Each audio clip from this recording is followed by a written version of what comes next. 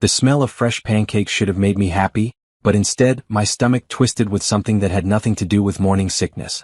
I stood in the doorway of our massive kitchen, watching my husband Julian move around like he actually cared, and every instinct in my body screamed danger. 6 weeks pregnant and barely able to keep water down, I had spent the last 3 mornings vomiting until my ribs ached. Julian had noticed, of course. Hard not to when your wife is hunched over the toilet at 6 in the morning. But noticing and caring were two different things, and my husband had stopped caring about me months ago. Yet here he stood, flipping pancakes in his expensive suit, the morning sun making his dark hair shine. He looked perfect like he always did. Perfect and cold, like a statue in a museum that you could admire but never touch. "Good morning, beautiful," he said, turning to smile at me. The word beautiful sounded wrong coming from his mouth. He had not called me that in half a year. I am Naomi Spencer, 28 years old, and I should have been the happiest woman alive. I had married a billionaire, lived in a house with 12 bedrooms, and now carried our first child. But happiness had leaked out of our marriage so slowly that I had not noticed until I was standing in an empty shell, wondering where my husband had gone. "You made breakfast?" I asked, moving slowly into the kitchen. I wore a green silk robe, one of the few things that did not make my sensitive stomach worse. My brown skin looked gray in the morning light, and my curly black hair sat in a messy bun on top of my head. "I know you have been struggling," Julian said, sliding a perfect stack of pancakes onto a plate. "I made these special just for you. They should help with the nausea." The plate looked beautiful. Golden pancakes, fresh berries, a small pitcher of syrup on the side. He had even cut the berries into perfect little pieces, arranged them in a circle around the stack. Too perfect. Julian never cooked.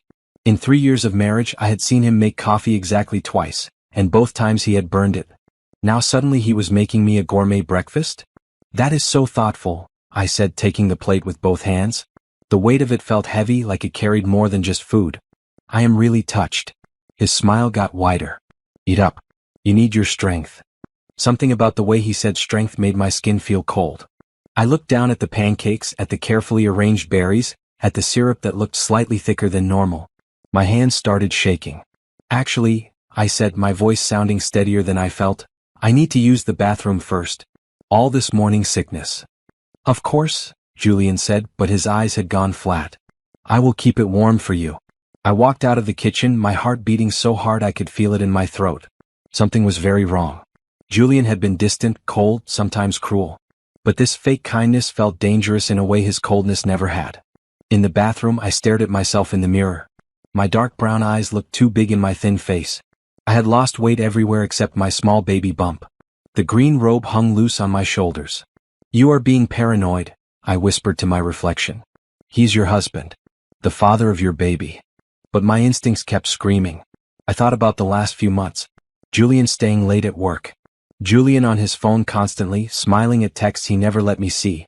Julian moving away when I tried to touch him in bed. Julian suggesting maybe we should wait to have kids, even after I was already pregnant.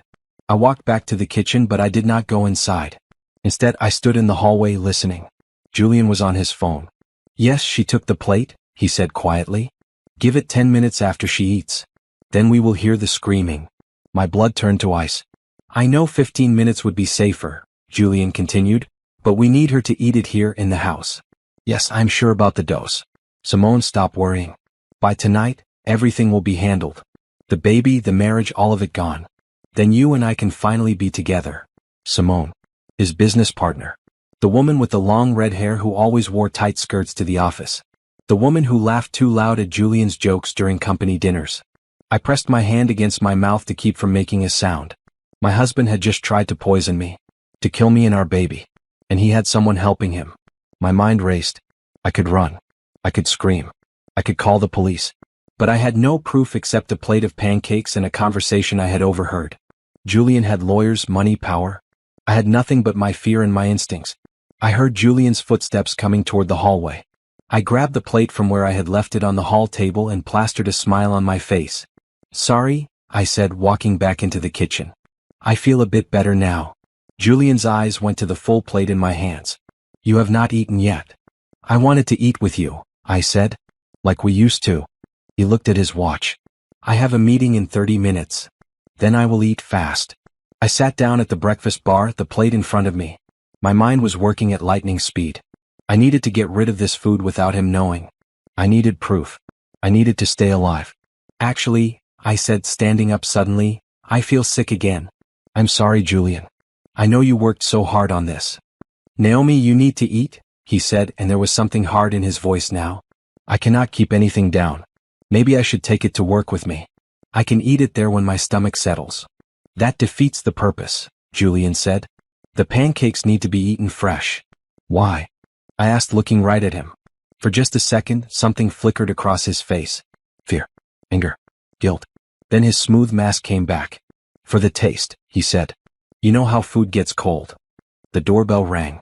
That must be Rebecca, I said quickly. She texted that she needed to drop off some papers for you to sign before your meeting. Rebecca was Julian's personal secretary. A sweet woman in her 50s who had worked for him for 10 years. She wore bright colors and always remembered my birthday. Julian looked annoyed. She could have waited. I will get it, I said, grabbing the plate. I opened the door.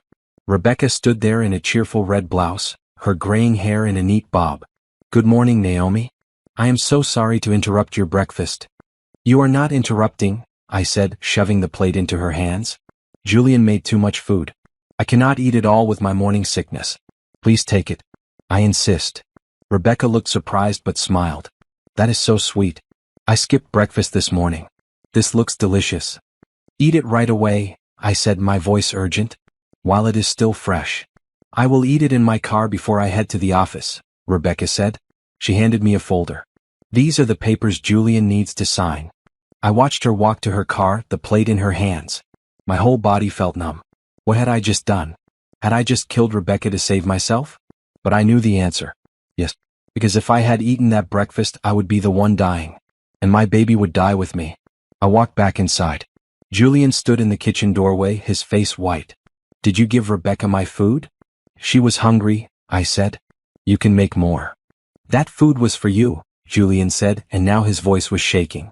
Are you saying there was something special about it? I asked, looking right into his eyes. We stared at each other. In that moment, I saw my husband clearly for the first time in months. I saw the man who had decided I was worth more dead than alive. I saw the man who had planned to murder me and our child so he could be with another woman. I need to go, Julian said finally. He grabbed his briefcase and walked out. I stood alone in our huge, empty kitchen, the morning sun streaming through the windows, making everything look bright and normal and safe. But nothing was safe anymore. Nothing would ever be safe again. 50 minutes later, my phone rang. It was Julian, his voice frantic. Rebecca collapsed. The ambulance just took her to St. Michael's Hospital. They think it was something she ate. Oh no, I said, my voice flat. How terrible. What did you give her? Julian demanded. Your special breakfast, I said. The one you made just for me. What? Was there something wrong with it? Silence on the other end of the line. I am going to the hospital, Julian said finally, and hung up. I sat down on the couch, my hands on my small belly. My baby moved inside me, just a little flutter. A reminder that I was not alone, that I had something to fight for. My husband had tried to kill me, but I was still alive. And now the war was just beginning. I did not go to the hospital. Instead, I went to Julian's home office, the one room in the house he thought was private. My hands shook as I picked the lock with a bobby pin, a skill my brother had taught me when we were kids. The lock clicked open. Inside, everything looked perfect. Mahogany desk, leather chair, computer with 3 monitors. File cabinets along one wall. A safe behind a painting. I started with the desk drawers. Bills, contracts, business papers. Nothing unusual. Then I found his personal laptop in the bottom drawer, the one he thought I did not know about. The password was easy. Our wedding date. Some part of me had hoped he would have changed it to something else, something that proved he had moved on completely. But no. He kept our wedding date even while planning my murder. I opened his email. My stomach turned as I scrolled through messages. Emails from Simone going back 8 months. At first they were professional, talking about deals and clients. Then they shifted. I cannot stop thinking about last night. When can we be together again? I hate watching you go home to her. I kept scrolling, my face feeling hot. The emails got bolder. Simone talked about their future together. A house in the Bahamas. A wedding in Paris. Children who would inherit Julian's empire. Then I found the email from 3 weeks ago. We need to handle the Naomi situation. She is pregnant now. This complicates things. But there are ways to solve complicated problems. I know someone who can help. He is discreet. He is effective. No one would ever know. Julian's response was simple. Set up a meeting. I felt dizzy. I printed every email, watching the pages stack up in the printer. Evidence. Proof. The truth in black and white. Next, I went through his bank statements. Large cash withdrawals over the past 3 weeks. 5,000 here, 10,000 there. Money with no paper trail, money that could buy poison or pay someone to stay quiet. I photographed everything with my phone. Every document, every email, every bank statement. Then I put everything back exactly as I found it. My phone buzzed. A text from Julian. Rebecca is in intensive care. They think someone poisoned her. Police are investigating. Where are you? I did not respond. Instead, I called a lawyer I had found online, a woman named Veronica Brooks who specialized in what she called high-stakes divorces. Her website showed a tall black woman with natural hair and sharp eyes. Brooks Law, a professional voice answered. I need to see Ms. Brooks today, I said. My husband just tried to kill me. There was a pause. Can you come in at 2? I will be there. I spent the next 3 hours copying everything from Julian's computer to a flash drive. Files, documents, photos. I did not know what I would need, so I took everything. At 1:30, I drove to Veronica Brooks's office in downtown Atlanta. The building was modern glass and steel, reflecting the afternoon sun. Inside, everything was sleek and expensive looking. Veronica Brooks was exactly like her picture, but more. She wore a blue suit that fit perfectly, and her natural hair framed her face in beautiful coils. She looked at me with eyes that saw everything. Tell me what happened, she said. I told her everything. The breakfast, the phone call, finding Rebecca. The emails and bank statements. She listened without interrupting, taking notes on a legal pad. When I finished, she sat back in her chair. You did good. Most women in your situation panic. You collected evidence. What do I do now? I asked. First, we document everything. Then we go to the police. Your husband attempted murder, and there is a victim in the hospital who can prove it. This is not just a divorce case. This is criminal. He has money, I said. Lots of money. Good lawyers. So do I, Veronica said.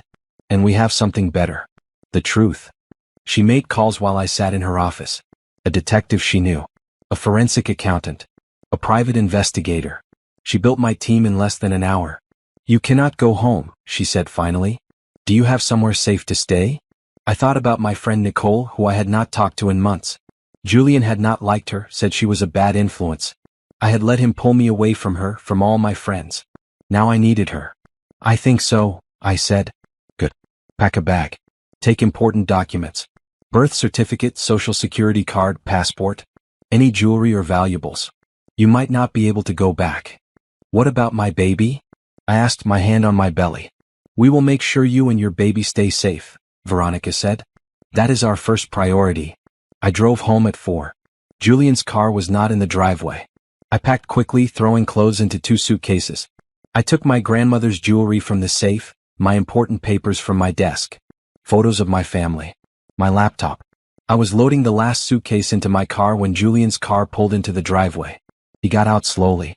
We looked at each other across the perfectly manicured lawn. Where are you going? He asked. Away from you. Naomi, we need to talk about what happened. You mean the part where you tried to poison me? I said. Or the part where Rebecca is fighting for her life in the hospital because she ate the breakfast meant for me? His face went pale. You do not understand. I understand perfectly. You wanted me dead so you could be with Simone. You planned it. You executed it. The only thing that went wrong was I gave the poisoned food to someone else. I would never hurt you, Julian said, but his voice was weak. You already did, I said. I got in my car and drove away, watching him get smaller in my rearview mirror. I called Nicole from the road. I need help. Tell me where you are, she said immediately. I am coming to get you. Nicole lived in a small apartment in Midtown, nothing like my mansion. But when she opened the door and pulled me into a hug, it felt more like home than my house ever had. Tell me everything, she said. So I did. We sat on her couch, drinking tea, and I told her about the past year. How Julian had changed. How cold he had become. The affair. The poisoning. Everything. I should have been there, Nicole said. I should have pushed harder when you started canceling plans. He isolated me, I said. I see that now. Little by little, he cut me off from everyone who cared about me. But you got out, Nicole said. You are here now. And we are going to make sure he pays for what he did. That night I could not sleep. I lay in Nicole's guest bedroom, staring at the ceiling, feeling my baby move inside me. I thought about all the plans Julian and I had made. The nursery we were going to design. The names we had talked about. The life we were supposed to build together. All lies. All gone. My phone buzzed. A text from an unknown number. You made a mistake leaving. Come back and we can fix this. I blocked the number. Another text from a different number. You have no proof. No one will believe you. I blocked that one too. A third text. Think about our baby. Children need their fathers. I turned off my phone. The next morning I met with Veronica again. She had news. Rebecca is conscious. The doctors saved her life. She is willing to talk to the police. What about the poison? I asked. Arsenic. Enough to kill within hours if not treated. Your husband knew exactly what he was doing. I felt cold. Arsenic. Not a mistake, not an accident. A deliberate, calculated murder attempt. What happens now? I asked. Now we go to war, Veronica said. And we make sure he loses everything. 3 days after moving in with Nicole, I went to see my doctor. Dr. Patterson was a kind woman in her 50s who had delivered hundreds of babies. She had been happy when I first told her I was pregnant. Now she looked worried. Let me check on the baby, she said, moving the ultrasound wand across my belly. The heartbeat filled the room. Strong and steady. My baby was okay. Thank God, I whispered. Your blood pressure is high, Dr. Patterson said. Not dangerously high, but we need to watch it. Stress is not good for you or the baby. I know, I said. But I cannot avoid the stress right now. Can you tell me what is happening? She asked gently. I told her. Not everything, but enough. She listened, her face getting more serious. I need to document all of this, she said. For legal purposes. Any medical records related to this pregnancy could be important evidence. She was right. She made detailed notes, did extra tests, took photos of everything. She gave me copies of all my records. You are strong, Naomi, she said when we finished. Your baby is lucky to have you as a mother. I cried in the parking lot after that appointment. Big, ugly tears that I had been holding back for days. I cried for my baby who would grow up without a father. I cried for the marriage I thought I had. I cried for the person I used to be before I knew what my husband really was. Then I dried my eyes, fixed my makeup, and drove to Julian's office building downtown. I had called ahead. Veronica would be meeting me there. So would Detective Morrison, the police investigator assigned to Rebecca's case. We were going to confront Julian together, with witnesses, with evidence, with the law on my side. The building was 60 stories of glass and steel, the name Spencer Enterprises in huge letters across the top. Julian's family had built this company over 3 generations. He was so proud of it, proud of his name, proud of his power. I walked through the lobby in a red dress that showed my small baby bump. I wanted everyone to see that I was pregnant. I wanted them to remember. Veronica met me at the elevators. She wore a maroon suit and carried a leather briefcase. Detective Morrison was with her, a tall black man with gray at his temples and eyes that missed nothing. Are you ready for this? Veronica asked. Yes, I said. We rode the elevator to the top floor. Julian's secretary, a young woman named Amy, looked surprised to see me. Mrs. Spencer, I did not know you were coming. I am here to see my husband, I said. He is in a meeting. Then tell him his wife, his lawyer, and the police are here. The meeting can wait. Amy's eyes went wide. She picked up the phone, spoke quietly, then nodded. He will see you now. Julian's office took up half the top floor. Floor-to-ceiling windows looked out over Atlanta. His desk was the size of a small car. Everything was designed to intimidate, to make people feel small. But I did not feel small anymore. Julian stood when we walked in. He looked tired, with dark circles under his eyes.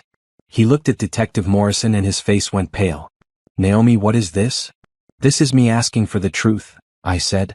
With witnesses. You do not need witnesses. I am your husband. You are the man who tried to kill me, I said.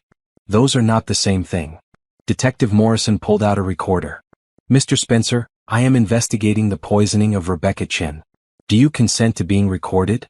I want my lawyer, Julian said. That is your right, Detective Morrison said. But we are going to have this conversation either here or at the police station. Your choice. Julian sat down heavily in his chair. Fine. Here. Veronica pulled out her own recorder. This is also for the civil case. Divorce proceedings. Your assets are frozen as of this morning. Judge's order. You cannot do that, Julian said, looking at me. I can, I said. I did. Tell me about the breakfast, Detective Morrison said. The one you made for your wife on the morning of October 15th. I made pancakes. So what? Is that a crime? Making pancakes is not a crime. Putting arsenic in them is.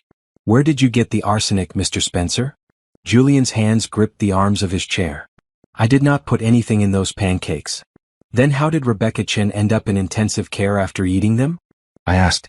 Maybe she ate something else. Maybe she was sick already. The doctors found arsenic in her system. Enough to kill her. Enough to kill me and my baby if I had eaten that breakfast. You are paranoid, Julian said. The pregnancy hormones are making you crazy. The phone records are not paranoid, Veronica said, pulling out papers. You called Simone DeMarco 17 times the day before the poisoning. You texted her 32 times. Many of those texts specifically mentioned, quote, handling the Naomi situation, end quote. Julian's face turned red. Simone is my business partner. We talk about business. You talk about murder? I said. I have the emails, Julian. All of them. I know about the meetings with the man who sold you the poison. I know about the cash withdrawals. I know everything. He stared at me. In that moment, his mask fell away completely. The charming husband, the successful businessman, the respectable man. All gone. What was left was something cold and angry. You went through my private files, he said. You tried to murder me, I shot back. I think that gives me the right. Everything I built, everything I have, you want to take it all. I want justice, I said. I want my baby to be safe. I want you to pay for what you did. You cannot prove anything, Julian said. Detective Morrison smiled. Actually, we can. Rebecca Chin is talking. She's going to testify. The doctors have documented everything. We have your phone records, your emails, your bank statements. We have motive, means, and opportunity. The DA is preparing charges as we speak. Julian stood up fast, his chair rolling backward. Get out. All of you. Get out of my office. This is not your office anymore, Veronica said. The board of directors was notified this morning of the criminal investigation. You are suspended pending the outcome of the trial. Your assets are frozen. You have no authority here. This is my company, Julian shouted. This is your father's company, I said quietly. And your grandfather's. You just worked here. Now you don't even have that. Julian looked at me with such hatred that I took a step back. You did this. You destroyed everything. No, I said. You destroyed everything when you decided I was worth more dead than alive. You made the choice. I am just making sure you face the consequences. We left him standing in his office, surrounded by all his expensive things, all his symbols of power. He looked small suddenly, just a man who had made terrible choices and now had to pay for them. In the elevator going down, I started shaking. Veronica put her arm around me. You did good, she said. That took courage. I do not feel courageous, I said. I feel sick.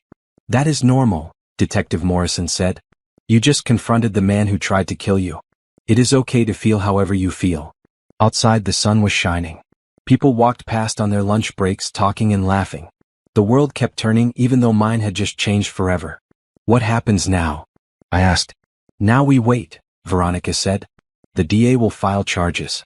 Julian will be arrested. There will be a trial. It will take time. I have time, I said, touching my belly. 6 more months before this baby comes.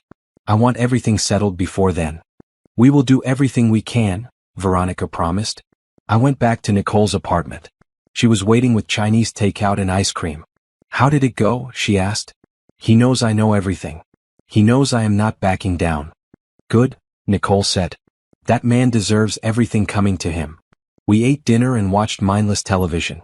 Normal things. Things that made me feel human again. That night I lay in bed and felt my baby kick. Little flutters that reminded me why I was doing this.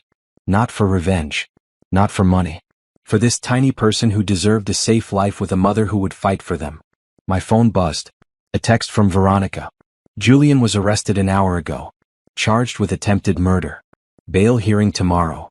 I turned off the phone and went to sleep, feeling something I had not felt in a long time. Oh. The bail hearing happened in a gray courthouse downtown. I sat in the back of the courtroom with Veronica, watching Julian stand before the judge in an orange jumpsuit. He looked so different without his expensive suits and perfect hair. He looked ordinary. The prosecutor was a woman named Hannah Way, young and fierce. She argued that Julian was a flight risk with the money and connections to disappear. She talked about the severity of the crime, about Rebecca who was still recovering, about me and my unborn baby. Julian's lawyer was exactly what you would expect. An older white man in a suit that probably cost more than most people's cars. He argued that Julian was a respected businessman, a pillar of the community, that this was all a misunderstanding. The judge was not impressed. Attempted murder is not a misunderstanding. Bail is set at $5 million. $5 million. Julian could afford it easily. But it was something. A reminder that he was not untouchable. He posted bail that afternoon. By evening he was back in our house.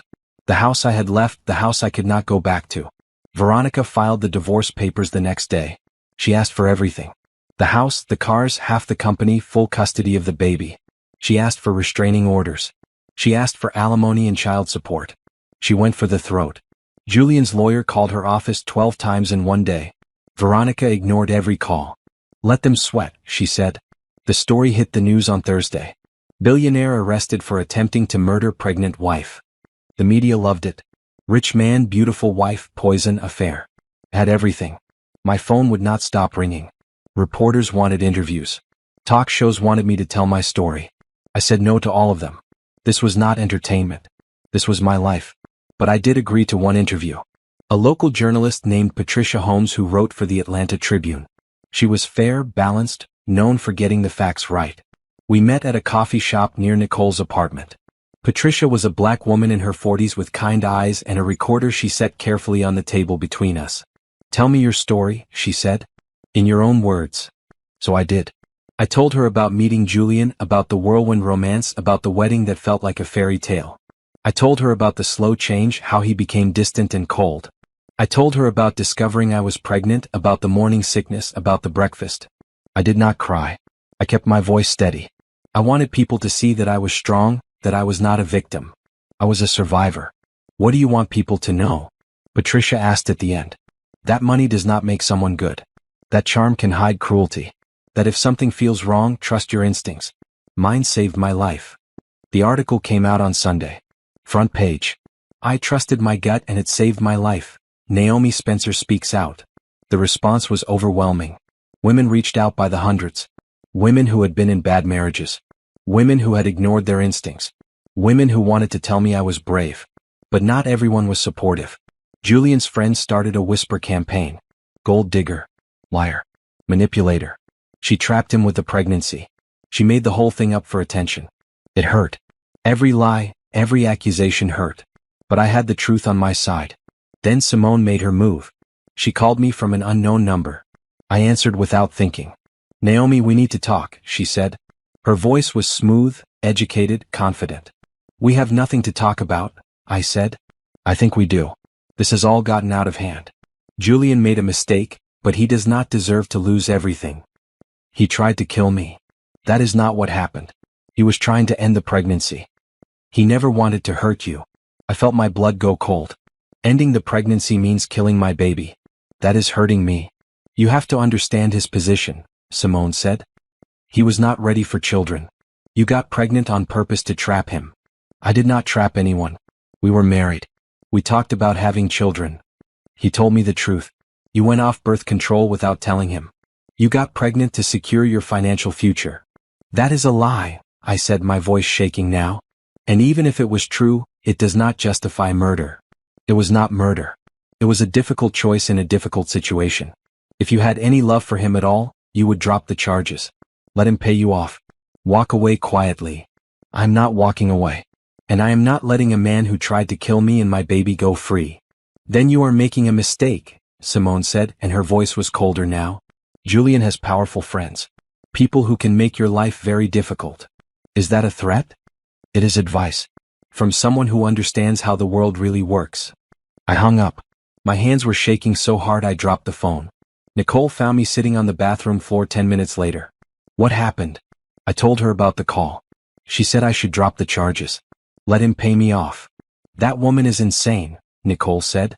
She helped plan a murder and now she is trying to blame you? She thinks money fixes everything. Well, it does not fix murder. I called Veronica immediately. She was furious. That call was witness intimidation. We can use it against her. She said Julian has powerful friends who can hurt me. They can try, Veronica said. But we have the law on our side. And we have evidence they cannot deny. The next morning, police showed up at Simone's office. She was arrested for conspiracy to commit murder. The charges were based on the emails, the phone records, and Rebecca's testimony. Simone's face as they led her out in handcuffs made the evening news. She looked shocked, like she had never considered she might face consequences. Julian's lawyer sent Veronica a settlement offer that afternoon. He would plead guilty to a lesser charge, serve minimal time, pay me $20 million, and I would never have to see him again. Veronica brought the offer to Nicole's apartment. We sat at the kitchen table looking at the paper. $20 million is a lot of money, Veronica said. You would never have to worry about finances again. Your baby would be set for life. But he would only serve a few years, maybe less. He would be free. He could have more children with someone else. He could move on with his life. Yes. I thought about it. $20 million. Financial security.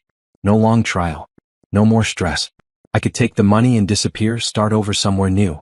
But then I thought about Rebecca in the hospital. I thought about the next woman Julian might hurt.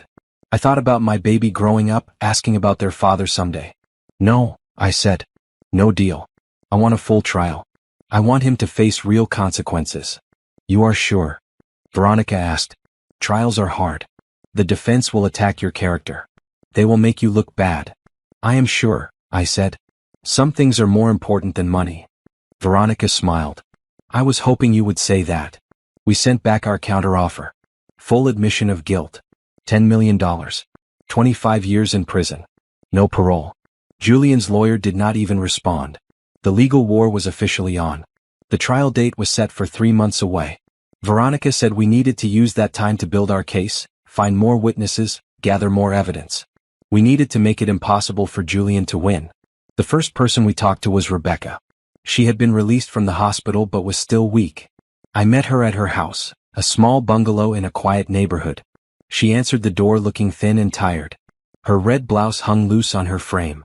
When she saw me, she started crying. I am so sorry, she said. I should have known something was wrong. You could not have known, I said, hugging her gently. He fooled everyone. We sat in her living room drinking tea. Rebecca told me about working for Julian. He was always so professional. Never inappropriate. I thought he was a good man. When did that change? About a year ago. He started taking personal calls in his office with the door closed. He started working late more often. And Simone was around constantly. Did you suspect they were having an affair? I wondered. But it was not my place to ask. Did he ever talk about me? Rebecca looked uncomfortable. Sometimes. He would complain that you wanted too much attention, that you were too emotional. He made it sound like you were difficult. I nodded. That was the story he had been building. The difficult wife. The nagging wife. The wife who would not give him space. Setting up the narrative for why he needed to be with someone else. Will you testify? I asked. Yes, Rebecca said. I will tell them everything. Next, we needed to find other people Julian had hurt. Veronica hired a private investigator named Thomas Wright. Thomas was a former police detective, methodical and thorough. He started digging into Julian's past. What he found was disturbing. Julian had a pattern. Every few years there was a woman. An employee, a business associate, someone he had power over. The relationships would start intense and passionate, then end abruptly when the woman became inconvenient. There was Angela, a junior accountant. Julian had an affair with her for 6 months. When she got pregnant, he paid for an abortion and fired her. There was Diane, a marketing executive. Julian dated her for a year. When she wanted more commitment, he spread rumors that she was unstable and forced her to resign. There was Kim, an intern. Julian seduced her when she was 22. When she threatened to go public, he had his lawyers destroy her with a defamation suit. Thomas found 5 women total. Women Julian had used and discarded. Women who had been too scared or too ashamed to speak up before. I met with each of them. Angela was now a CPA in Chicago, married with 2 children. Diane ran her own consulting firm in Boston. Kim was a teacher in Miami, still paying off the legal bills from Julian's lawsuit. They all had the same story. Julian had been charming, attentive, loving. Until he was not. Until they became problems he needed to solve. Will you testify? I asked each of them. They all said yes. They wanted Julian to face consequences. They wanted other women to know they were not alone. We are building an army, Veronica said, looking at the list of witnesses. By the time we are done, Julian won't have anywhere to hide. Nicole was my rock through all of this. She went with me to every meeting, every court appearance, every difficult conversation. She made sure I ate when I forgot. She rubbed my feet when they swelled. She held my hand during ultrasounds. You are going to be an amazing mom, she said one night. We were sitting on her couch, eating ice cream and watching old movies. I hope so. This is not how I imagined it would be. Nothing ever is. But you are handling it. You are so strong, Naomi. I do not feel strong. I feel scared all the time. Being scared and being strong are not opposites. Strong people feel scared. They just do not let fear stop them. My baby was growing. At 20 weeks, I had another ultrasound. Dr. Patterson smiled as she moved the wand across my belly. Do you want to know the sex? I thought about it. Yes, I want to know. It is a girl. A girl. I was going to have a daughter. Someone who would look to me to show her how to be strong, how to stand up for herself, how to recognize when someone did not have her best interests at heart. Hello, baby girl, I whispered, my hand on my belly. Your daddy is not a good man. But I promise I will be enough for both of us. The prosecution team was strong. Hannah Way was working with 2 other attorneys, building a case that covered every angle. They had forensic evidence, testimony, documents. They had everything. But Julian's team was strong too. They hired the best defense attorneys money could buy. They started leaking stories to friendly media outlets. Stories about my supposed affairs, my supposed gold-digging past, my supposed mental instability. None of it was true. But truth did not matter when you had enough money to pay people to lie. One tabloid published a story claiming I had faked the pregnancy to trap Julian. Another said I was the one having the affair and had poisoned Rebecca myself to frame Julian.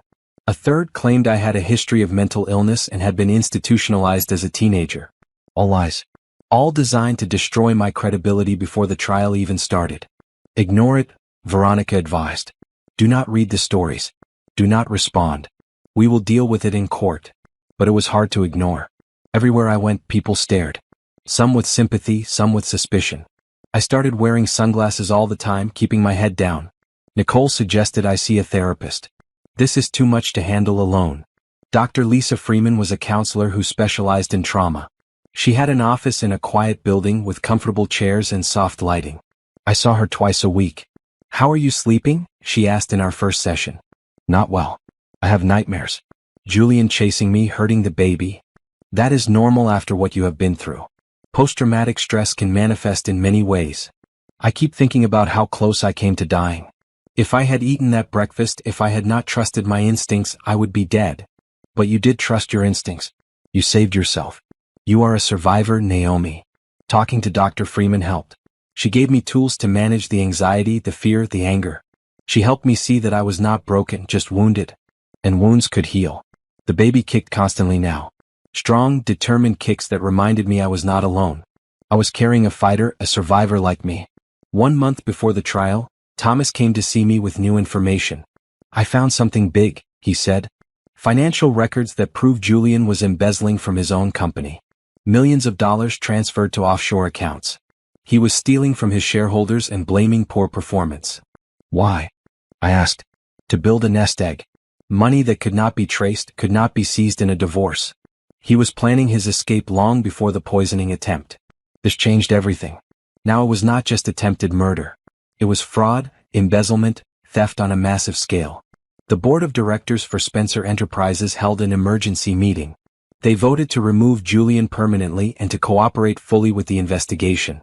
His family's company, the legacy his grandfather built, wanted nothing to do with him. Julian's mother called me.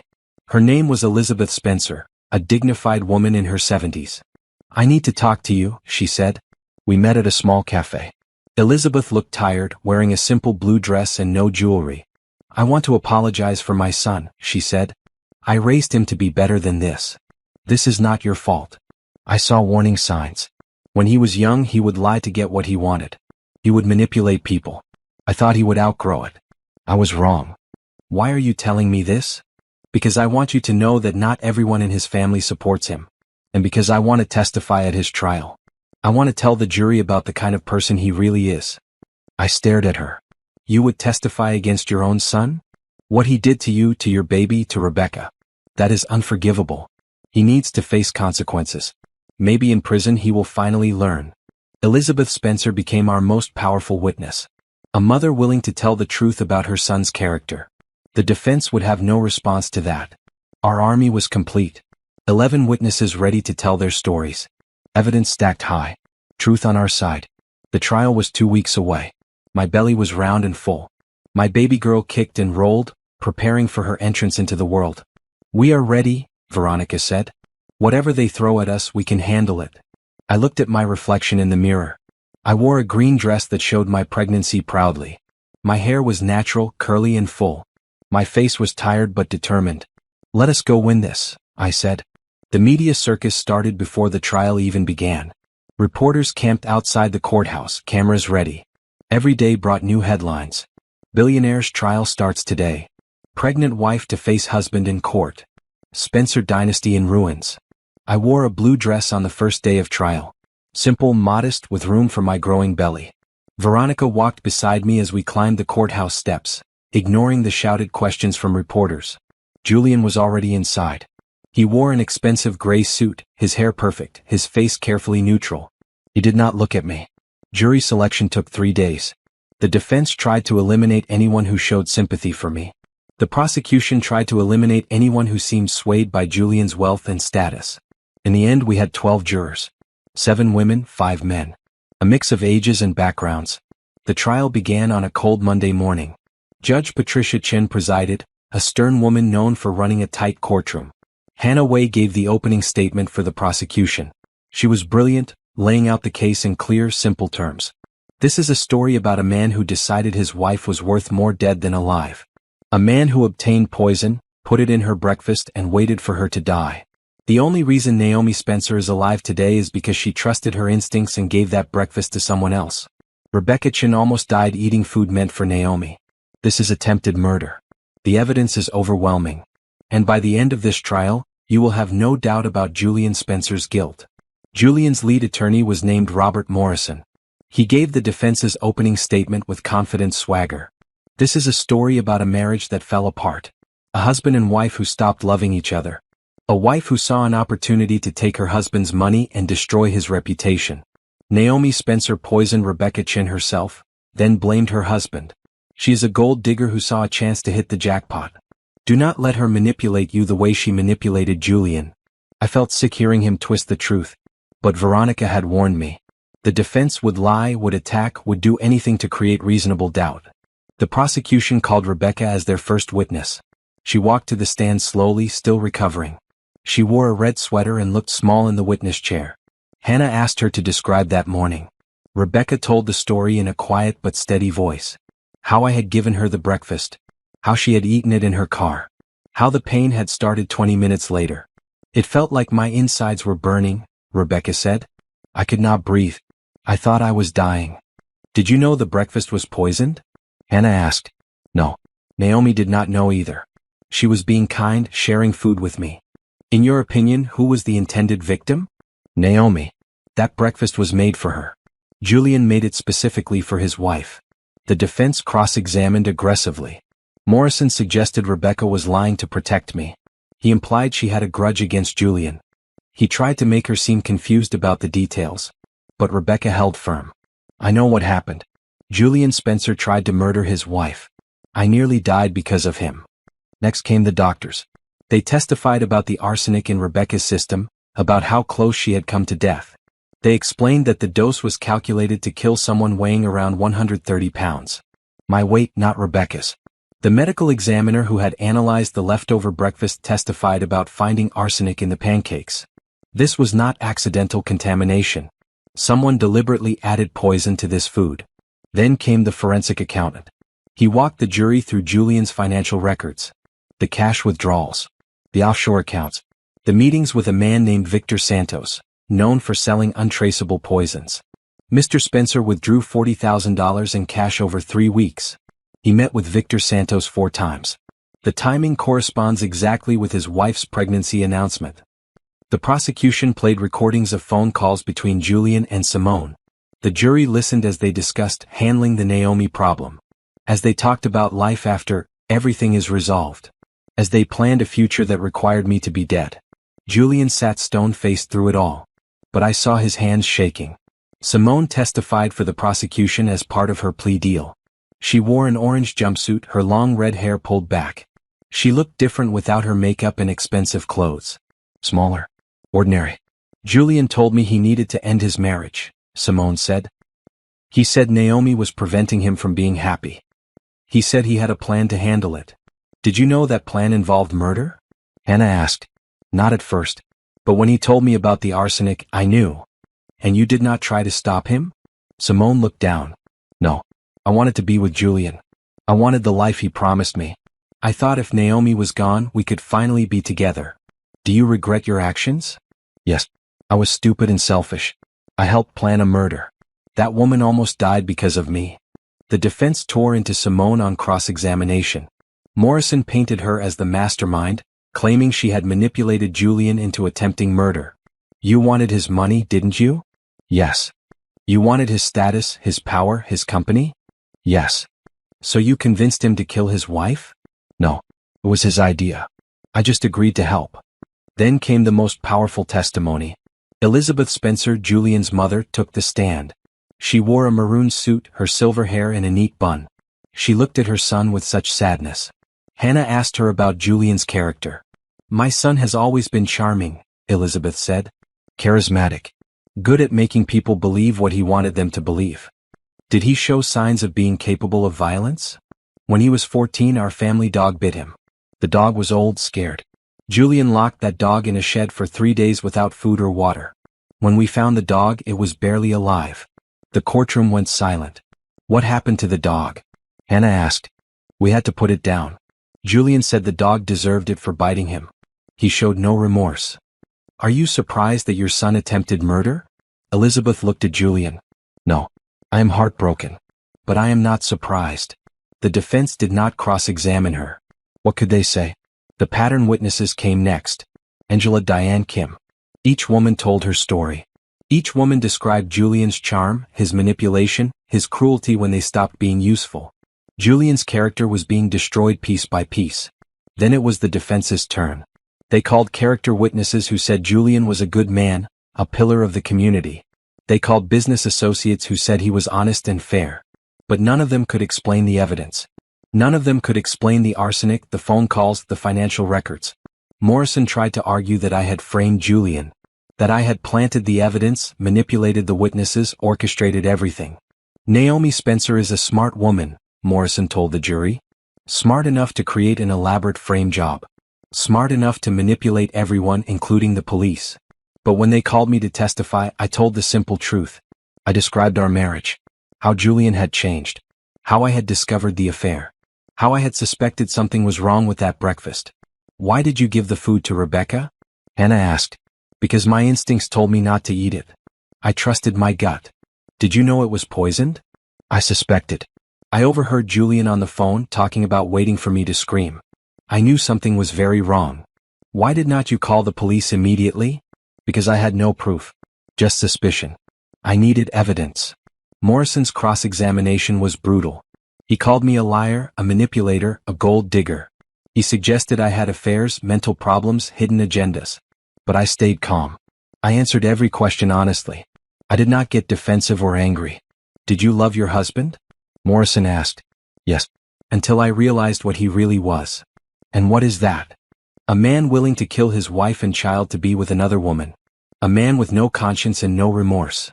The trial lasted 3 weeks. 3 weeks of testimony, evidence, arguments. 3 weeks of sitting in that courtroom facing my husband, fighting for justice. During breaks I would feel my baby move. Little kicks that reminded me why I was doing this. The prosecution's closing argument was powerful. Hannah stood before the jury and summarized everything. You have heard the evidence. You have seen the phone records, the financial statements, the medical testimony. You have heard from the victim, the witnesses, even the defendant's own mother. Julian Spencer is guilty. He tried to murder his wife. Do not let him get away with it. Morrison's closing argument was desperate.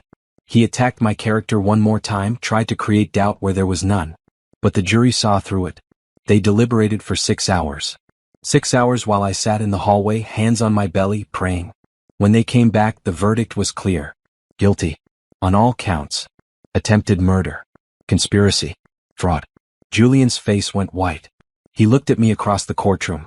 For just a second, I saw fear in his eyes. Real fear. The judge scheduled sentencing for 2 weeks later. Julian was remanded into custody immediately. I watched as they led him away in handcuffs. Outside the courthouse, reporters surrounded us. Veronica made a brief statement. Justice was served today. Naomi Spencer is a survivor. She trusted her instincts and saved her own life. We hope this verdict sends a message that domestic violence in all its forms will not be tolerated. I stood beside her, my hand on my belly, and said nothing. The verdict spoke for itself. The 2 weeks between the verdict and sentencing passed in a blur. Media requests poured in. Book deals, movie rights, speaking engagements. Everyone wanted my story. I said no to most of it. This was not about fame. This was about survival. But I did agree to one thing. An interview with a major network, a chance to speak directly to women who might be in similar situations. The interview aired on a Thursday night. The host was Maria Santos, a respected journalist known for handling sensitive topics with grace. You saved your own life, Maria said. What do you want other women to know? Trust your instincts. If something feels wrong, it probably is. Do not ignore that feeling. Do not let anyone convince you that you are overreacting or crazy. Your instincts exist to protect you. What advice would you give to women in abusive relationships? That it is not your fault.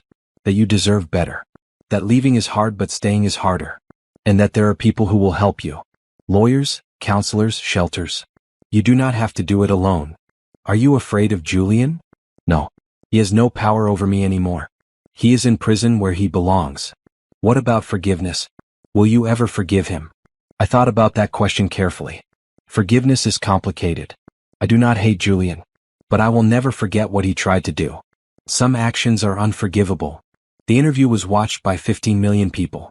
The response was overwhelming. Women reached out to share their stories, to say thank you, to say they found courage in mine. I realized something during those 2 weeks. I had power now.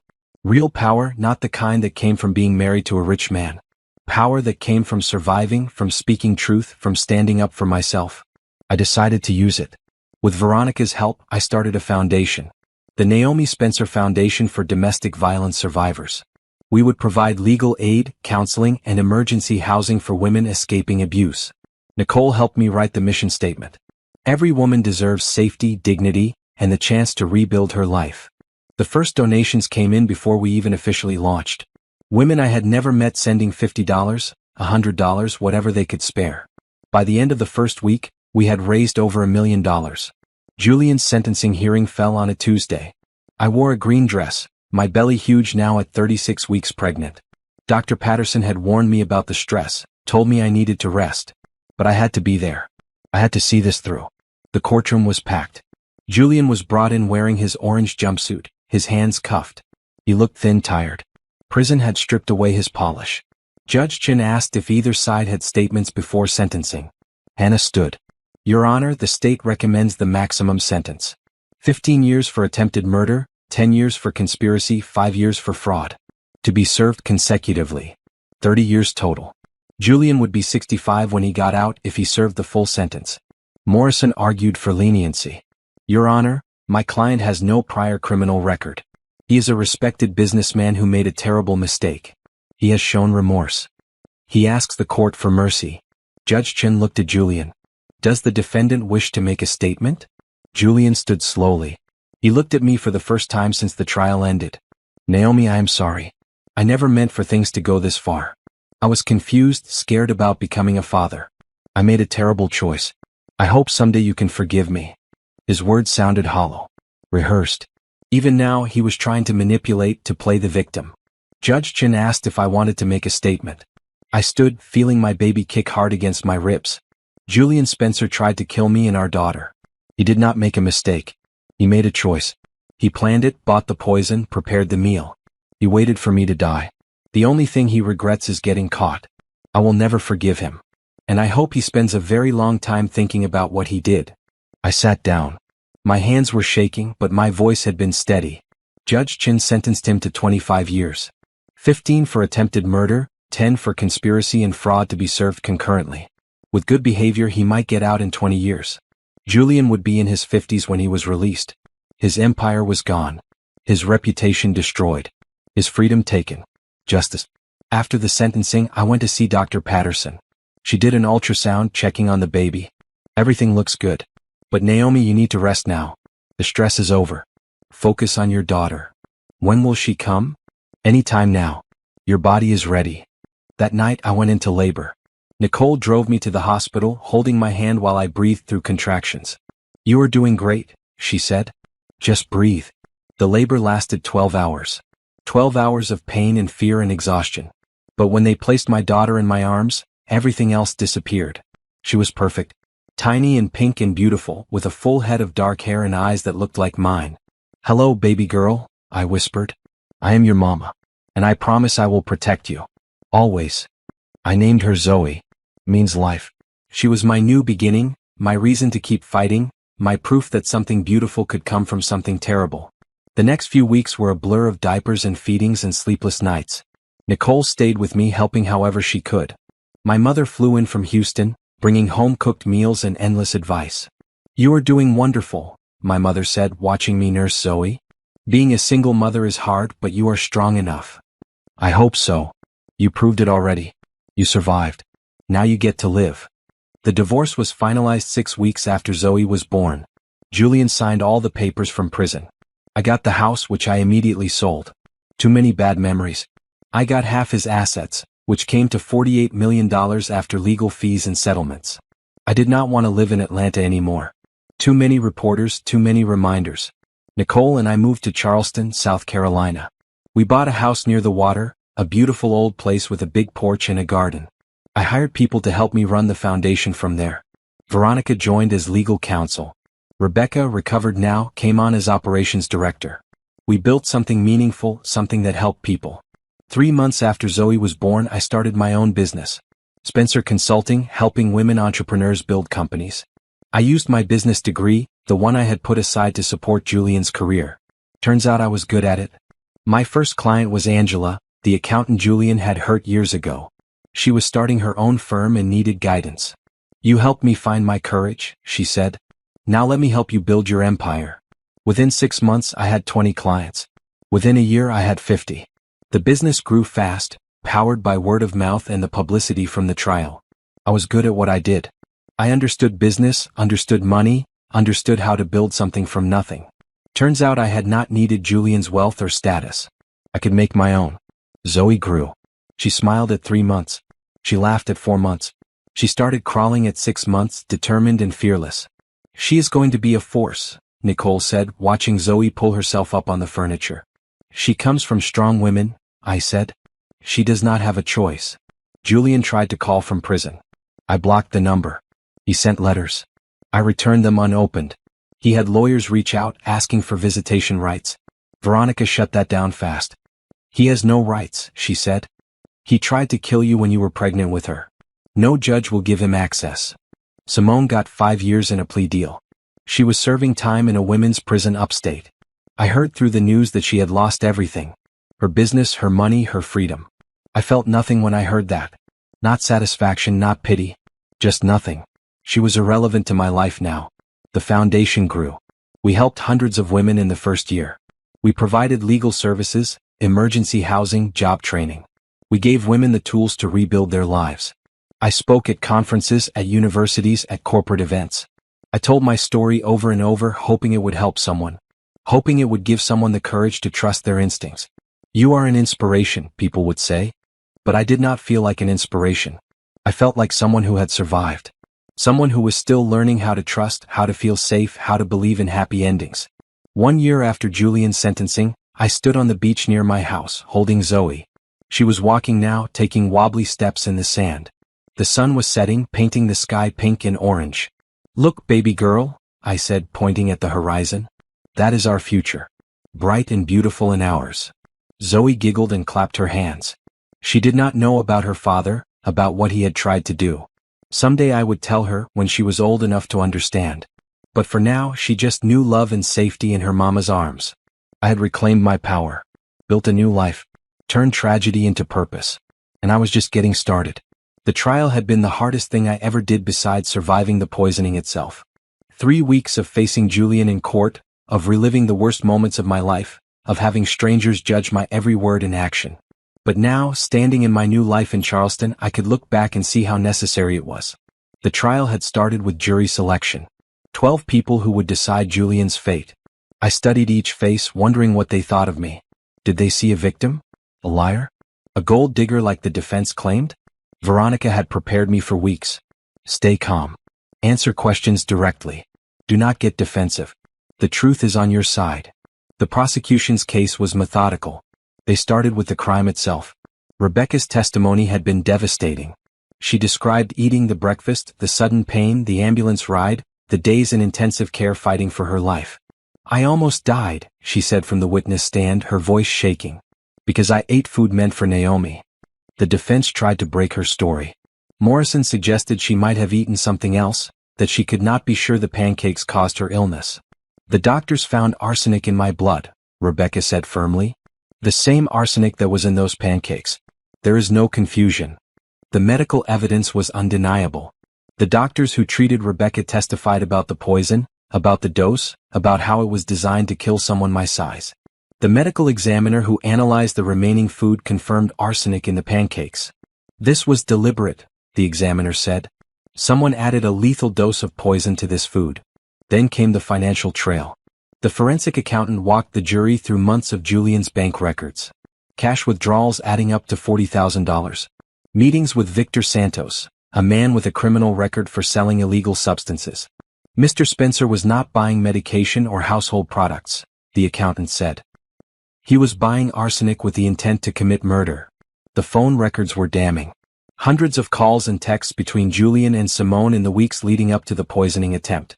The prosecution played recordings of some calls. We need to handle this soon, Julian's voice said. She's starting to show. Everyone will know about the baby soon. Are you sure this is the only way? Simone asked. It is the cleanest way. An accident. Food poisoning. Nobody will question it. Hearing his voice so calm, so calculated made me feel sick. This was the man I had married. The man who had promised to love and protect me. Simone's testimony came next. She wore prison orange, her face bare of makeup. She looked diminished, small. Julian approached me about ending his marriage, she testified. He said Naomi was a problem that needed solving. What did you think he meant? Hannah asked. I thought he meant divorce. But then he started talking about permanent solutions. About making sure Naomi could not take his money or his company. Did he specifically mention killing her? Yes. He said if Naomi was dead, everything would be simpler. Her family would not fight him. He could move on. And you agreed to help? Simone looked down. Yes. I wanted to be with Julian. I convinced myself that Naomi was the obstacle. I was wrong. The defense portrayed Simone as the mastermind. Morrison suggested she had manipulated Julian, played on his fears, pushed him toward violence. You wanted his money, didn't you? Morrison asked. I wanted him, Simone said. The money was secondary. But you would not have minded being rich? No. I would not have minded. It was a weak defense. Even if Simone had encouraged him, Julian made the choice. Julian bought the poison. Julian prepared the breakfast. Then came the witnesses I had not expected. Women from Julian's past. Angela, Diane, Kim. Each one told her story of being seduced, used, and discarded. Their testimonies established a pattern. Julian did not just hurt me. He hurt every woman who got close to him. He told me I was special, Diane said. That he had never felt this way before. Then when I wanted commitment, he turned cruel. He destroyed my career rather than just break up with me. Kim's story was heartbreaking. I was 22. He was my boss. I thought he loved me. When I got pregnant, he paid for the abortion and fired me the same day. Then he sued me for defamation when I tried to tell people what he did. The pattern witnesses showed the jury that Julian was not a good man who made one mistake. He was a predator who had been hurting women for years. Then Elizabeth Spencer took the stand. Julian's own mother. Her testimony was quiet but powerful.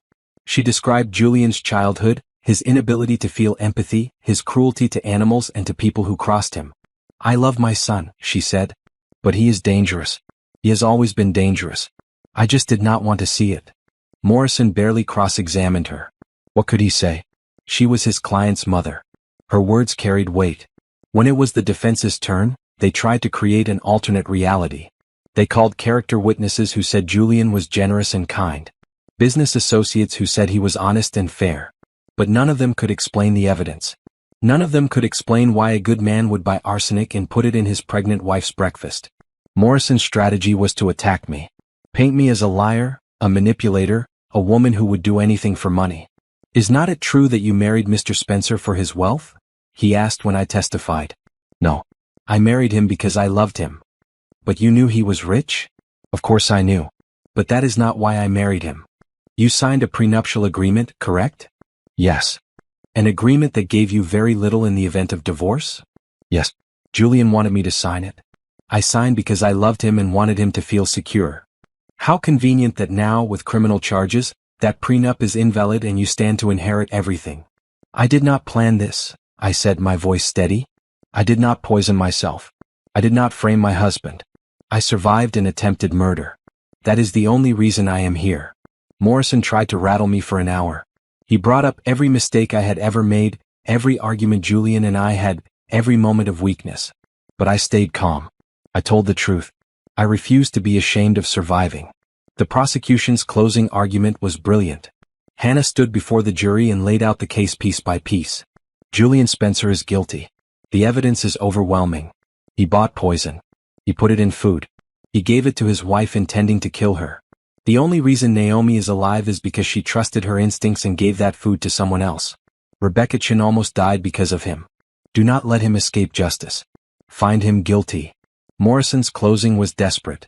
He attacked the prosecution's case, attacked the witnesses, attacked me. Naomi Spencer is not a victim. She is a manipulator who saw an opportunity. She poisoned Rebecca Chin herself, then blamed her husband. She is a gold digger who played the long game and won. But the jury saw through it. After 6 hours of deliberation, they came back with their verdict. Guilty on all counts. I cried when I heard it. Relief, grief, exhaustion. All the emotions I had been holding back for months came flooding out. Veronica hugged me. You did it. Justice was served. It does not feel like victory, I said. It just feels like survival. That is what victory looks like sometimes, she said. You survived. He did not destroy you. That is everything. The sentencing came 2 weeks later. Julian got 25 years. He would be an old man when he got out if he lived that long.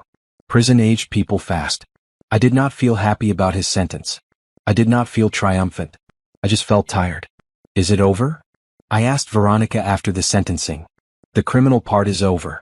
The civil part, dividing assets, will take a few more months. But yes, the worst is over. I went home that day and held Zoe. She was 2 weeks old, tiny and perfect.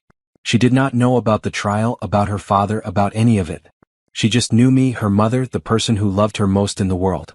We are safe now, I whispered to her. You and me. We are going to be okay. The weeks after Julian's sentencing were strange. I felt unmoored, like I had been fighting so hard for so long that I did not know what to do now that the fight was over. Zoe needed me constantly. Feeding every 3 hours, diaper changes, endless crying at 2 in the morning. But the constant demands of a newborn were grounding. They gave me purpose when I felt lost. Nicole was my lifeline. She did laundry, made food, held Zoe when I needed to shower. She never complained, never made me feel like a burden. You would do the same for me, she said when I tried to thank her for the 100th time. The civil proceedings moved forward. Dividing Julian's assets took months. His lawyers fought every step, trying to protect what remained of his empire. But there was not much left to protect. The company was bankrupt, the board having voted to dissolve Spencer Enterprises rather than try to rebuild with Julian's crimes hanging over them. The real estate had been sold to pay legal fees and settlements. The offshore accounts had been seized. In the end, I received $48 million. Less than I might have gotten in a normal divorce, but more than enough to never worry about money again. What will you do with it? Veronica asked. I thought about Julian's priorities. The expensive cars, the massive house, the showy displays of wealth. All meant to impress people he did not care about. I want to do something meaningful, I said. Something that helps people. That is when I decided to start the foundation. The Naomi Spencer Foundation for Domestic Violence Survivors. We would provide legal aid, emergency housing, job training, counseling. Everything a woman needed to escape and rebuild. I invested $5 million to start. Nicole helped me hire staff, find office space, establish programs. By the end of the first year, we had helped over 200 women. The success of the foundation surprised me. I had not known how much need there was, how many women were trapped in situations like I had been. Women without resources, without support, without options. You are saving lives, one woman told me. She had escaped an abusive husband with our help, gotten legal representation, found a job. If you had not been here, I would still be with him. Or I would be dead. That made it all worthwhile. Every hard moment, every painful memory, it meant something now. Zoe grew. She smiled at 3 months, laughed at 4. She was a happy baby, curious about everything. She had my eyes, my smile. She had nothing of Julian in her face, which I was grateful for. She looks just like you, my mother said when she visited. Beautiful and strong. I hope she never has to be as strong as I was, I said. She will have her own struggles. But she will know her mother survived, fought back, built something beautiful from tragedy. That will give her strength. 6 months after Julian's sentencing, I did an interview with a documentary filmmaker. She was making a film about domestic violence, about women who survived. Why do you think women stay? She asked. Because leaving is terrifying. Especially when your abuser has money and power. You think, who will believe me? Where will I go? How will I survive? It is easier to stay and hope things get better. But you left. I had no choice. You tried to kill me. But even then it was hard. I had moments of doubt, of fear. What if I was wrong? What if the evidence was not enough? What if he got away with it? Do you think about him? Sometimes. I wonder if he feels remorse, if he understands what he did. But mostly I do not think about him. He is the past. Zoe is my future. The documentary premiered at a film festival and won awards.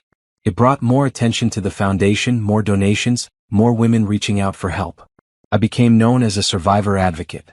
I spoke at events, wrote articles, appeared on podcasts. I told my story over and over, hoping it would help someone recognize the warning signs in their own life. You are famous now, Nicole said one day, scrolling through social media. People are calling you inspiring. I'm not trying to be inspiring. I'm just trying to help. You are doing both. 1 year after Julian's sentencing, I received a letter. Not from him, but from his mother Elizabeth. Dear Naomi, it read. I think about you and Zoe often. I know I have no right to ask, but I would like to meet my granddaughter. Not to interfere, just to see her once. I understand if you refuse. I just wanted you to know I think about you. Elizabeth. I showed the letter to Nicole. What do you think? It is your choice. But she did testify against Julian. She chose you over him. I thought about it for a week. Elizabeth had been kind to me when Julian and I were married. She had tried to warn me about his character, though I had not understood at the time. I called her. You can meet Zoe. But I need to be clear. You are not her grandmother in any meaningful way. Julian gave up that right when he tried to kill me. This is a one-time meeting. I understand, Elizabeth said. Thank you. We met at a park. Elizabeth brought a small teddy bear for Zoe, nothing extravagant. She held my daughter carefully, tears running down her face. She is beautiful, Elizabeth said. She looks like you. She does. I am sorry for what my son did. I wish I had done more to stop him. You testified against him. That took courage. It was the least I could do. Elizabeth looked at me. Are you happy? I am healing. Happy is still a work in progress. But I have hope now. That is more than I had a year ago. Elizabeth left after an hour. She sent a card on Zoe's birthday, nothing more. She respected the boundaries I set. Julian tried to contact me from prison. Letters, phone calls through intermediaries, messages passed through his lawyers. I ignored all of it. He wants to see Zoe, Veronica told me. He filed a petition for visitation rights. No. The judge will almost certainly deny it, given the circumstances. But we need to respond. I went to court one more time. Julian appeared via video from prison. He looked older, grayer. Prison had not been kind to him. Your Honor, his lawyer said. My client is the biological father. He has a right to know his daughter. Your client tried to murder the mother while she was pregnant, the judge said. That right was forfeited. People can change. My client has expressed remorse. Has he? The judge looked at Julian. Mr. Spencer, do you take full responsibility for your actions? Julian hesitated. I made mistakes. But I never intended to hurt anyone. You put arsenic in your wife's food. That is not a mistake. That is attempted murder. Petition denied. Mr. Spencer, you have no rights to this child. Do not file again. That was the last time I saw Julian's face, even on a screen. He was part of my past now, locked away where he could not hurt anyone else. I focused on building my new life. The consulting business was thriving. I loved helping women build companies, sharing the knowledge I had learned. I was good at what I did and my clients trusted me. Zoe started daycare at 1 year old. She was social, friendly, making friends easily. She did not know her father. As far as she knew, it was just me and her and Aunt Nicole and Grandma. Will you tell her about Julian someday? Nicole asked. When she is older. When she can understand. I will not lie to her. But I will also make sure she knows it is not her fault, that his actions do not define her. I started dating casually at 18 months postpartum. Nothing serious, just dinner here and there. I was not ready for a relationship. I was not sure I would ever be ready. But then I met Trevor. Trevor came into my life unexpectedly. He was the architect designing a community center for the foundation. Nicole had interviewed several candidates and narrowed it down to 3. Trevor was her top choice. He gets it, she said.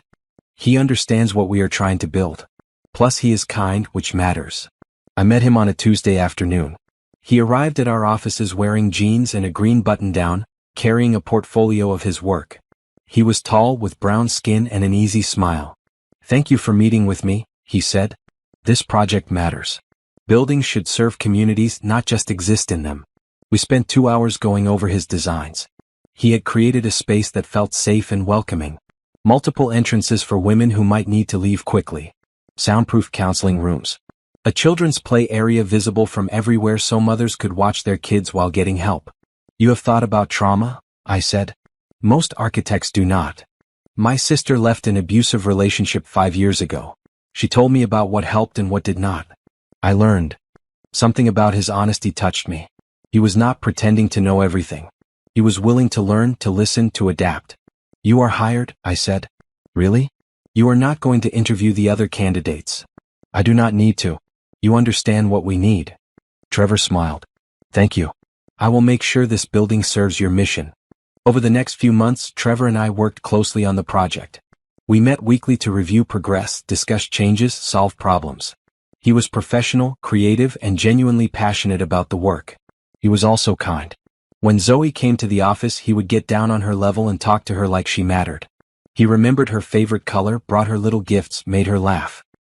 He is good with her, Nicole observed one day after Trevor left. He has nieces and nephews. He is practiced. He also looks at you like you are the only person in the room. Nicole. I'm just saying. He is single, successful, kind. And he thinks you are amazing. I am not looking for a relationship. I know. I'm just saying when you are ready, there are good men out there. Men who would never hurt you. I thought about that conversation for days. Was I ready to trust again?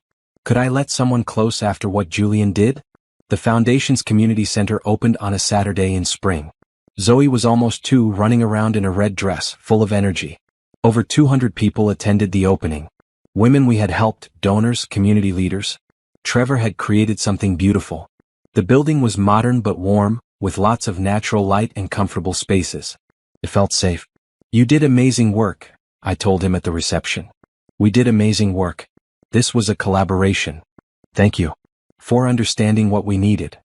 Thank you for trusting me with it. He hesitated. Naomi, I was wondering if you would like to have dinner sometime. Not a work dinner. Just us. My heart started beating faster. Trevor, I do not know if I am ready. That is okay. The offer stands whenever you are ready. No pressure. He walked away to talk to other guests. I watched him go, my mind racing. Nicole appeared at my elbow. Did he just ask you out? Yes. What did you say? That I was not ready. Are you not ready or are you scared?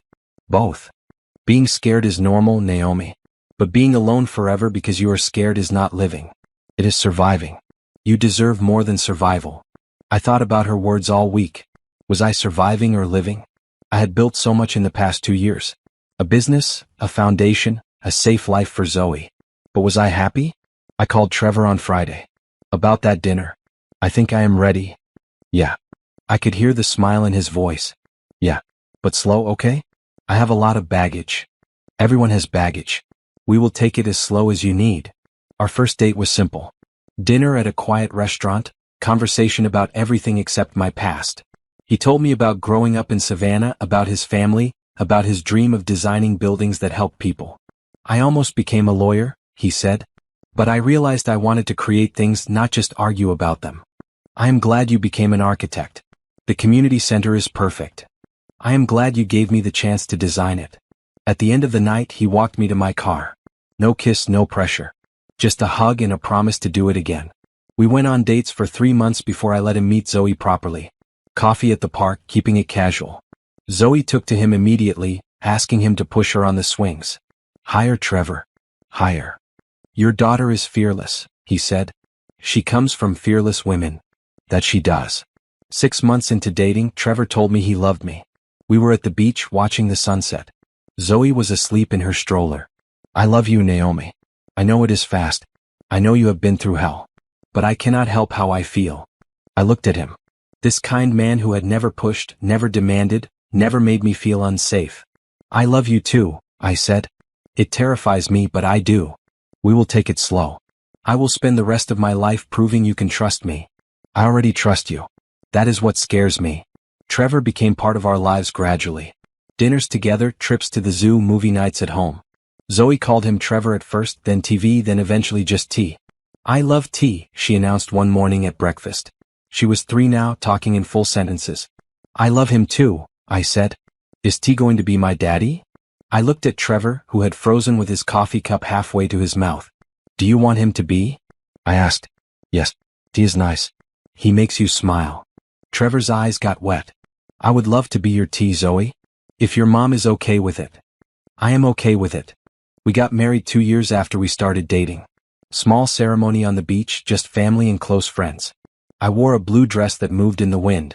Zoe was our flower girl, throwing petals everywhere and laughing. I promise to love and protect you both, Trevor said in his vows. To honor your strength, to support your dreams, to be the father Zoe deserves. I promise to trust you, I said. To let you in even when it is scary. To build a future with you based on honesty and love. We bought a house together. Trevor designed it, creating spaces that felt safe and open. Room for Zoe to grow, room for the family we might become. The foundation continued to thrive. We expanded to 3 locations, helping thousands of women each year. I hired staff to run day-to-day operations while I focused on consulting and speaking engagements. My business grew too. Spencer Consulting had 50 clients and a team of 5 employees. We specialized in helping women build companies from the ground up, providing not just business advice but mentorship. You have built an empire, Veronica said one day. We were having lunch, catching up. A real empire, not the toxic kind Julian had. An empire built on helping people, not hurting them. That is the best kind. Julian was still in prison. I heard through the news that he had been in a few fights, spent time in solitary. Prison was hard for men used to power and control. I felt nothing when I heard these updates. No satisfaction, no pity. He was simply irrelevant to my life. Simone got out after serving 4 years. I heard she moved to another state, took a job under a different name. She was trying to disappear, to start over. I hoped she had learned something, but I did not care enough to find out. Elizabeth sent cards on Zoe's birthday each year. She never asked to visit again, respecting my boundaries. I appreciated that. Zoe started kindergarten. She was bright, confident, kind. She had friends, hobbies, dreams of becoming a veterinarian so she could help animals. Tell me about my bio dad, she asked one night at bedtime. She was 6, old enough to understand some things. I had been preparing for this conversation for years. His name was Julian. He was not a good person. He hurt people, including me. That is why he is not in our lives. Is he in jail? Yes. Did he hurt you when I was in your belly? He tried to. But I stopped him. I protected us. Are you scared of him? Not anymore. He cannot hurt us now. Good. I am glad T is my dad instead. Me too, baby. Me too. Trevor adopted Zoe legally when she was 7. She chose to change her last name to his, wanting to belong fully to our family. The day it was finalized, we had a party with cake and balloons. I am Zoe Brennan now, she announced proudly. That is my real name. That is your real name, Trevor agreed. And I am your real dad. I stood watching them together, this little family we had built from the ashes of my old life. Trevor, who had shown me that not all men were dangerous. Zoe, who had given me purpose when I needed it most. I thought about the woman I used to be. Naomi Spencer, trophy wife, living in a mansion, married to a billionaire. That woman had been small, scared, losing herself piece by piece. Now I was Naomi Brennan. Mother, entrepreneur, advocate, survivor. I had built something real, something meaningful. I had turned trauma into purpose, pain into power. What are you thinking about? Trevor asked, coming to stand beside me. How far I have come. How different my life is now. Do you miss any of it? The money, the status? No. I have something better now. I have freedom. I have love that is real, not transactional. I have a daughter who will grow up knowing her worth. That is worth more than all of Julian's money. That night, after Zoe was asleep, Trevor and I sat on our porch watching the stars. Do you ever think about what you would tell your younger self? He asked. The woman who married Julian? All the time. I would tell her to trust her instincts, to value herself, to remember that money and status do not equal safety or love. What else? That she is stronger than she knows. That she will survive things she cannot imagine surviving. That on the other side of the worst day of her life, there is still hope, still joy, still love.